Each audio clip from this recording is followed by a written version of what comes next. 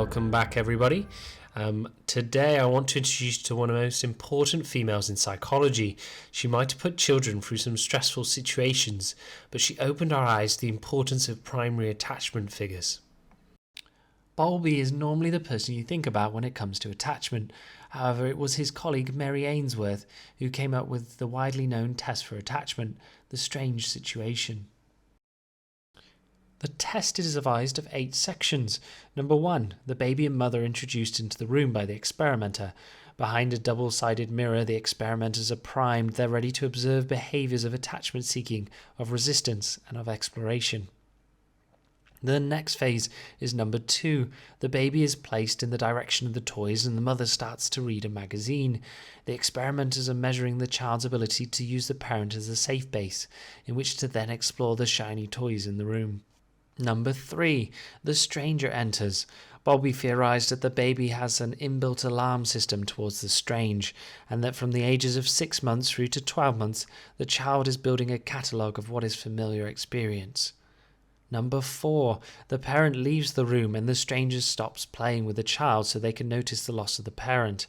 It is here that the investigators are diligently observing the child to see if they cry or reach out for their parent.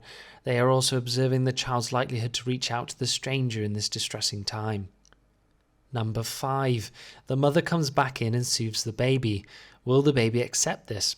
A secure baby may smile at the return or need a hug before going back to exploring. The avoidant might not have expressed any loss to start with, and the anxious may be inconsolable or angry. Number 6. Once the child has settled, both the stranger and the parent leave. This is the first time in the experiment that the child is all alone.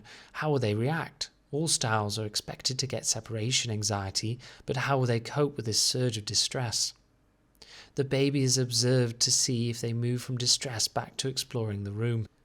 Number 7. The stranger then comes back into the room. They attempt to engage with the child and soothe them. The observers were curious about whether the baby needed their secure base to feel confident to explore again. Number 8. The poor baby is then comforted and the experiment comes to a close. Secure attachment. The child is reliably comforted. The caregiver is attuned to their needs and mimics their emotions to show the baby that they are understood. They soothe and show affection through hugs and physical touch. Anxious attachment. The child won't have been actively punished, but the care they are likely to have received from the parent is unreliable and would often not meet the needs of the child. The child will be very anxious because they are not confident that the mother will meet their needs or be present. Once the parent returns, Bowlby hypothesized that the behavior of both rejecting and showing want for contact was due to the child preempting further abandonment. Avoidant attachment. The child has learned to not seek out emotional warmth due to rejection or anger. The mother and child almost make a hidden agreement that the child won't call out or cry as long as they can stay near for protection. In the next video, I want to explain how this all relates to CBT. I also want to talk more about how attachment theory was an initial step towards the development of CBT. I will now be posting every Monday at 6. Please comment below if you have any questions or further thoughts. I'm a keen researcher and would love to hear your comments.